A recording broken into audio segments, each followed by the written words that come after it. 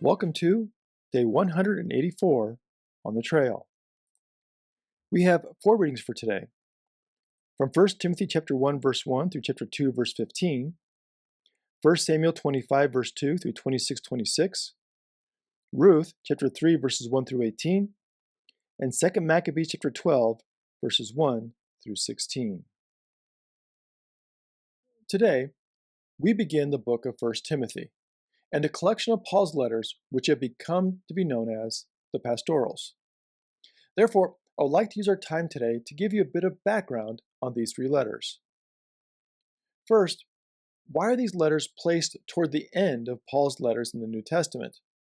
When the New Testament canon, the collection of books and letters which comprise the New Testament, was ordered, Paul's writings to communities were placed first, followed by letters written to individuals. Then they were ordered from longest to shortest. Therefore, the letters known as the pastorals were ordered 1 Timothy, 2 Timothy, and finally Titus. Second, when do these letters fit into Paul's ministry? We know from 1 Timothy and Titus that Paul is in the middle of active ministry. Timothy is left in Ephesus, while Titus is Paul's delegate to Crete. Also, 2 Timothy is written from prison, sometime after Paul's first imprisonment, probably in Rome around AD 60 to 62. Therefore, 2 Timothy may indicate a second imprisonment, likely around AD 64. According to 1 Clement chapter 5, Paul was released from his first Roman imprisonment and preached in Spain before being taken captive and put to death. Therefore, there is simply not enough information in the pastorals or in the book of Acts to definitively place the letters with any accuracy within Paul's ministry. As with some of Paul's other letters, scholars continue to debate the authenticity of the pastorals. Some suggest that they were written in Paul's name after his death, while others seem to find them authentically from Paul. However, as we have noted before, the book of Acts and other letters from Paul do not tell the whole story of Paul's life and ministry. Therefore, we cannot create a complete account for the placement of these letters in the life of Paul. Now, some have also noted differences in Paul's writing style in these letters when compared to the other letters that we have from Paul. However, we have to remember that writing styles can change over time based on the situation of the author, the character of the recipient, or the topic of discussion. Also, some of Paul's letters, such as Romans and Philippians, were co-authored or written in part by a trained secretary. Now, while we have been referring to 1 and 2 Timothy and Titus as the pastoral letters, there is some danger in seeing them as a collection or a cohesive group. Instead, we should remember that they were individual letters, written at different times and in different situations. Therefore, it is really unfair to compare them as a group to other letters from Paul. In fact, when we examine them individually, the stylistic and rhetorical differences from other letters written by Paul are really quite minimal. Therefore, I believe it is best to treat 1 and 2 Timothy and Titus as having equal status with the other letters from Paul. In 1 Samuel today, I would like to focus on the story of David and Abigail. Now Samuel has died, and therefore David has lost an important supporter. Following Samuel's death, David had traveled south to the wilderness of Paran, which was south of Canaan in the northern part of the Sinai Peninsula. However, at some point, David travels to Moan, where we are introduced to Nabal, who was shearing his flock in Carmel, which was about a mile from Moan. As this story opens, we witness the importance of hospitality, not only in the ancient world, but today as well. From the beginning of Christianity, hospitality has been foundational to the identity of followers of Christ. In fact, throughout the earliest Christian writings, hospitality is often part of the conversion experience. Typically, when we think of someone's decision to follow the way of Jesus in the New Testament, we focus on the proclamation of the message of Jesus and a conscious decision that is followed by the baptism of the new disciple. However, very often, hospitality is almost immediately offered, almost as a demonstration of the convert's new identity. For example, consider Acts chapter 16, beginning in verse 14, where Lydia, a wealthy woman from Thyatira, was baptized along with her entire household. In this story, we find the following statement in verse 15. When she and her household were baptized, she urged us, saying, "If you have judged me to be faithful to the Lord, come and stay at my home." And she prevailed upon us. Then, in the same chapter of Acts, Paul and Silas are rescued from prison by God through an earthquake. In turn, they prevent the jailer who was guarding them from killing himself. Seeing both the earthquake and the faithfulness and joy of Paul and Silas, he asks what he must do to be saved. Then this happens, beginning in verse 32. They spoke the word of the Lord to him and to all who were in his house.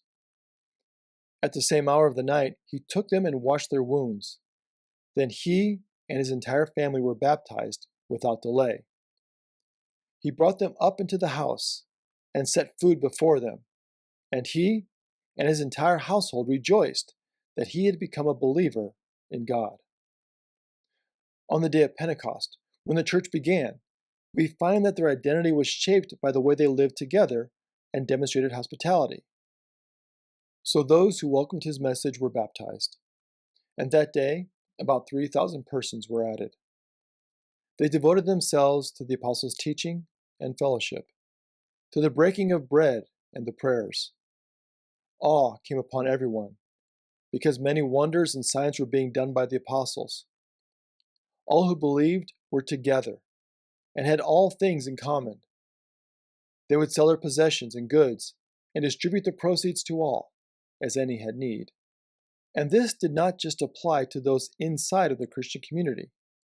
In the Gospel of Matthew, we find this foundational instruction from Jesus regarding our life in the world. Matthew chapter 5, beginning in verse 46. For if you love those who love you, what reward do you have?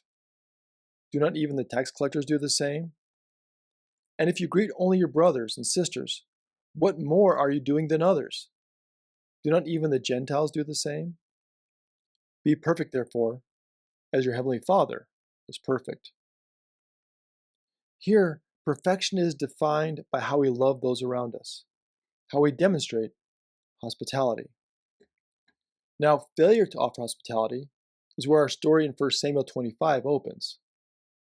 Beginning in verse 2. There was a man from Moab, whose property was in Carmel. The man was very rich. He had 3,000 sheep and 1,000 goats. He was shearing his sheep in Carmel. Now the name of the man was Nabal, and the name of his wife, Abigail. The woman was clever and beautiful, but the man was surly and mean. As the story opens, we are introduced to two very different individuals. Abigail, whose name means "my father rejoices," is described as clever, wise, and beautiful. Her husband, however, who is very rich, but mean, is named Nabal. We learn a bit later in the story that his name means fool. Now, since it is doubtful that any parent would intentionally name their child Fool, it is likely that Nabal's original name may have been very similar to Nabal, but meant something more positive. However, as the story progresses, we will see that Nabal earns his new name. So, at the very beginning, we have a strong dichotomy between foolishness, Nabal, and wisdom, Abigail. Again, David and his men are in the wilderness, still on the run from King Saul. David learns that Nabal is shearing sheep in Carmel and sends a delegation to Nabal asking for hospitality.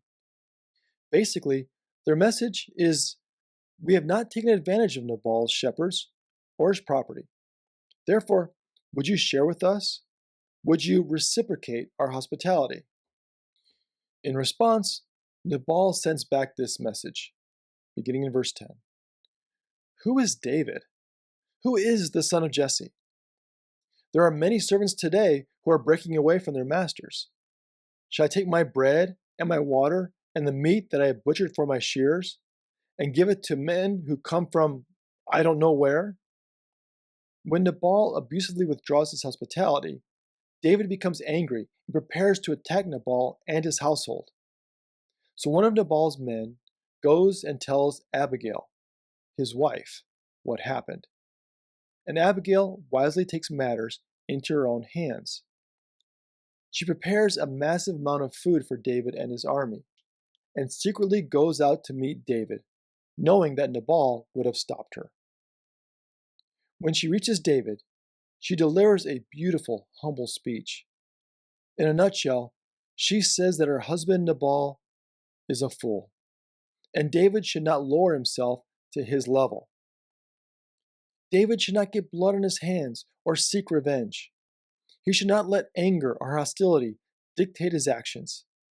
Instead, he should give Nabal over to God's justice.